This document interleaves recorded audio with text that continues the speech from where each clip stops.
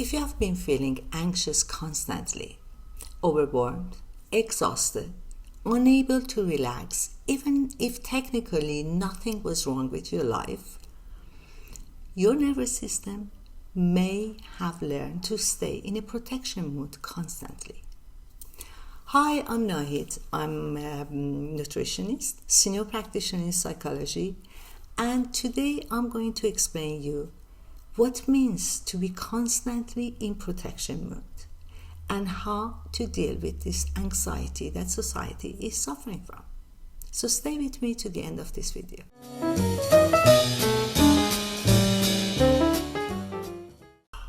Your brain is designed to protect you through your nervous system. One of the main jobs of your brain is survival. It gathers information from inside your body and outside. From inside your body, it regulates things like sleep, energy, heart rate, pain, breathing, tension, hormones. And from outside, it constantly asks, am I safe? What should I be prepared for? What feel uncertain? What's the solution and what can go wrong? And the brain is especially sensitive to uncertainty because historically uncertainty could mean danger. For most of human history, stress was temporary. It was a storm, injury, predator, lack of food. The body activated, responded, and if it survived, recovered. But the modern life is different. The stress is non-stop.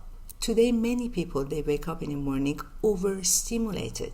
Notification, emails, financial uncertainty, pressure, social comparison, constant information, news, fear of judgment, and a strange expectation that the nervous system should somehow process all of this calmly while answering an email and pretending to be emotionally balanced. The nervous system reacts strongly to uncertainty. So over time, the brain slowly starts to treat the ordinary life as emergency and danger. Anxiety doesn't only affect how we feel, it does also affect how we behave.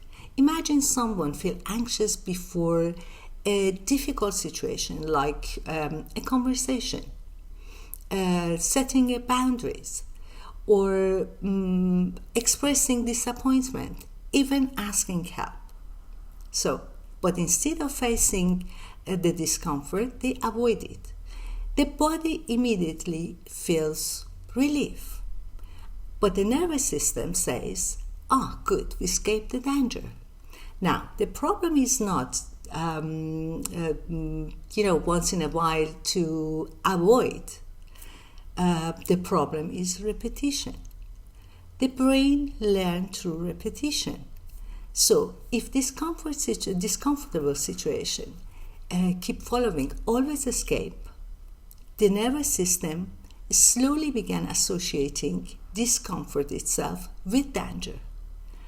And over time, the brain starts to expand what feels threatening.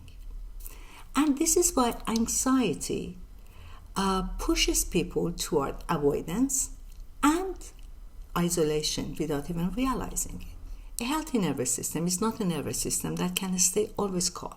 It's a nervous system that can experience discomfort, uncertainty, awkwardness, mistake, disappointment. Because when constantly we avoid discomfort in order to stay calm, the brain slowly learns something, that the word is dangerous. So the signal is to stay small, to stay careful, and to be isolated and invisible. So the question is, what do we do? The first step is surprisingly very simple, to distinguish between danger and discomfort.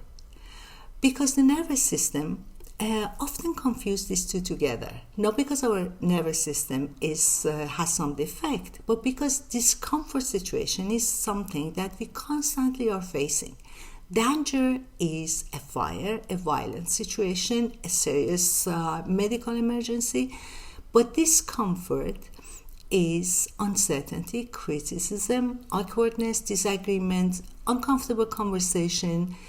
And the problem is that our nervous system reacts to discomfort as if it's a danger.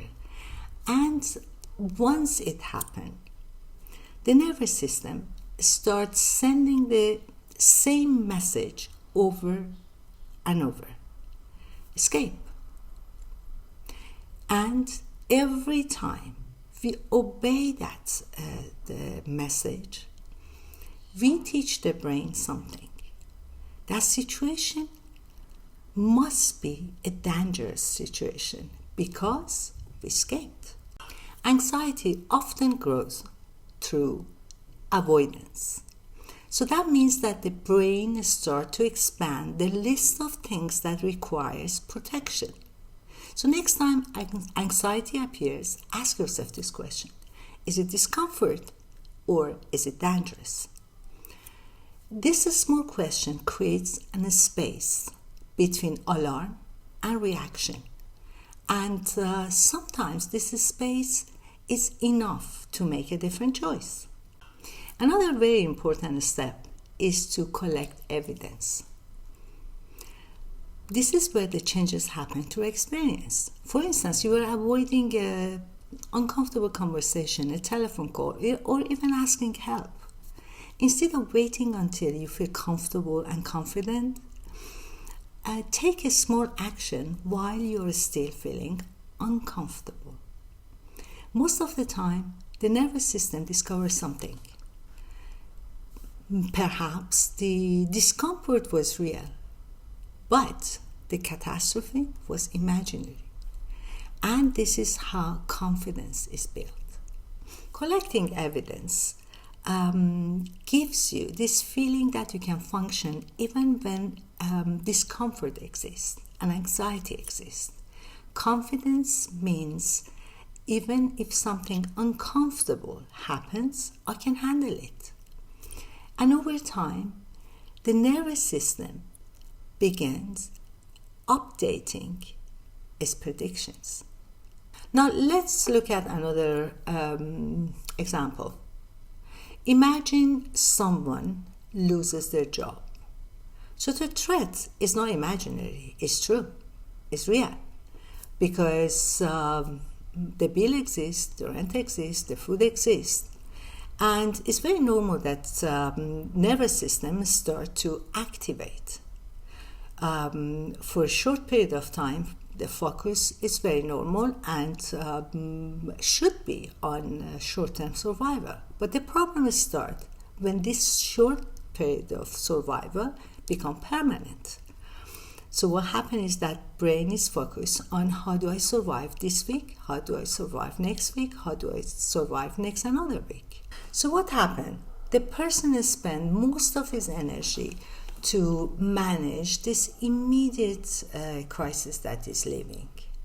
And what happens is that he will definitely little by little avoid making a long-term plan and avoid to ask larger form of support, because the nervous system now after a while is trapped into short-term survival mode.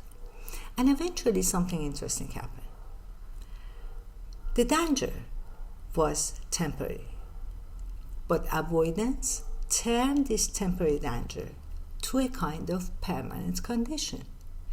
So after a while, that chronic state of emergency become a kind of feeling normal situation. So, thank you very much for being here with me. I hope this video could help you to understand the difference between dangerous situation and discomfort and the anxiety that in this society we are constantly living in. Now, If you have any problem with anxiety and if you want to talk to me, you can send me an email or a message. I will come back to you as soon as possible. And don't forget, you're not alone. Please don't forget to subscribe, like, share this message with someone who really needs it. And I will be looking forward to hear from you. And until next time, goodbye.